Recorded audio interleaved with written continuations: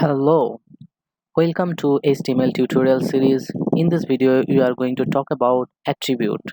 So, first of all, we have to know that what is attribute and why this is useful. So, let's start. Attributes provide the additional information in our element, and we use this attribute in the opening tag of a element. In first point, it is saying that all HTML element can have attributes. The second point is talking about that attribute provide the additional information about the element. What does it actually mean? It means that if we have an image and if you want to specify the height and width of that image, then we have to give the additional information to that image attribute. So we can give the additional information with attribute. So we'll see the practical example in the later slides. And the third point is saying that attributes are always specified in starting tag or the opening tag.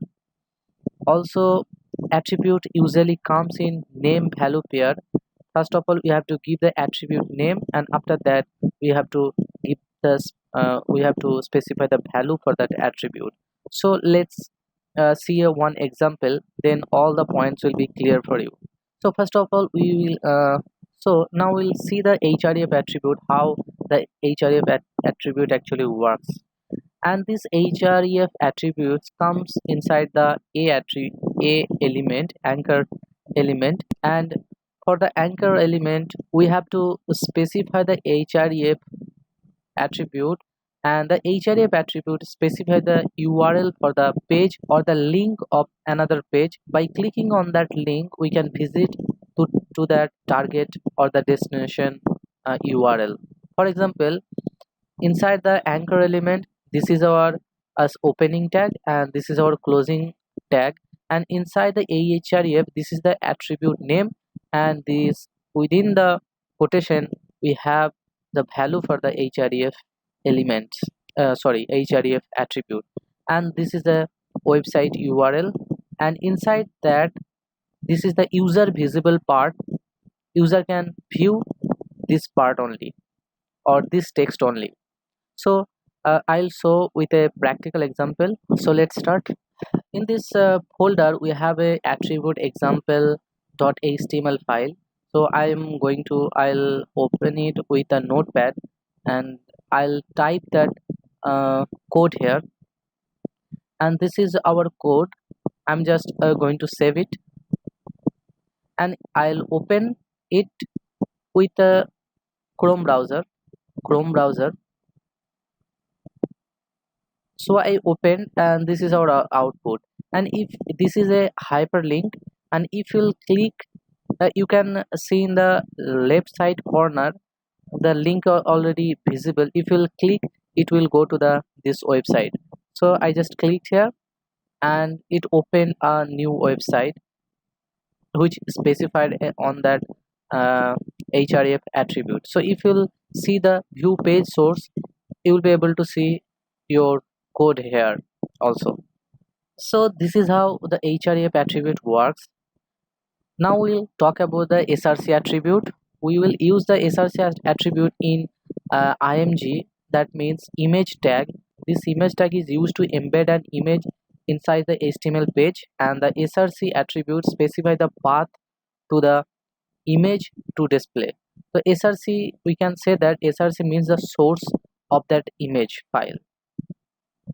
And for example, inside that image tag, you have to specify the src, and then you have to specify the name of the image.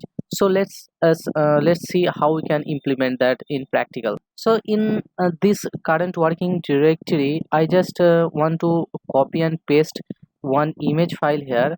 I want to rename that image nature image, and you have to see the extension of that image. What is the extension? The extension is a .jpg. That means the file type is a jpg file.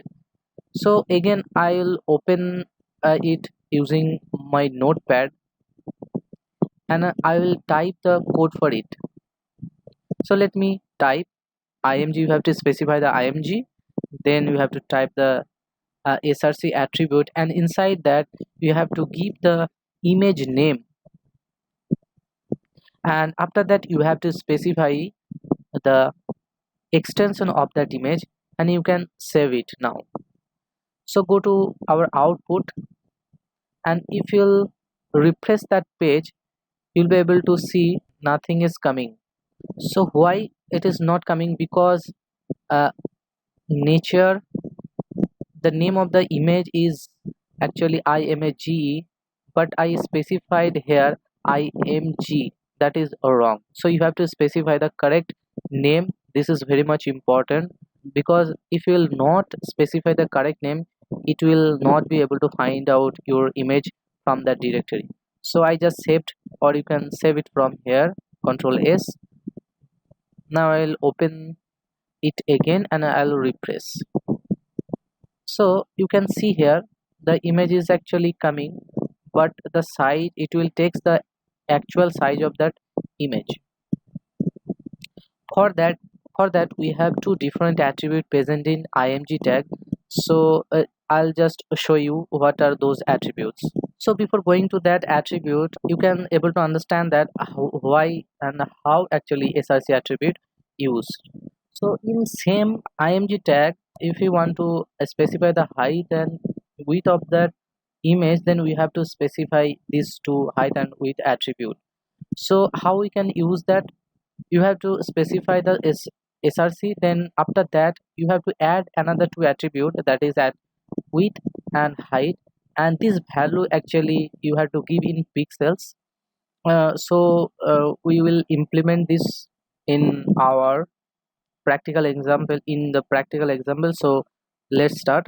So this is our code. After the src, you have to specify the height width equal to 500 and height equal to 600. You can specify your specified value, you can change it by yourself according to your requirement. So I just control s, I just press the control s to save that file, and again I'll go to that page, I'll refresh the page to see the updated output. So just I refreshed, and you can see the height and width of that image, and you can see the image proper way. And if you want to see the output below, then you can specify if you want to see the output after the href tag, then you can specify the br tag. Just remove that one, and again you go to that page and refresh, then you'll be able to see that the link will be in the upper side, and the result of that image in the will appear in the below section. So this is how we can use the width and height attribute. Other than these two attribute, we also have the alt attribute. What is alt attribute? The required alt attribute for the image tag specifies an alternative text for an image. That means if the image for some reason cannot be displayed, this can be due to the slowness of the connection or an error in the src attribute, or if the user uses the screen render, then this alt attribute will be useful for you. So for that you have to specify the alt attribute, and for value you have to give the name of that image, or you can use an alternative text for that image. So this is the user defined, you can change it by yourself. So let's start how we can use that one. So I just copied that alt attribute, I'm just going to paste it here. So here we are using here writing the same thing, the nature image, and please save that one, and uh, and refresh that page again to see the output.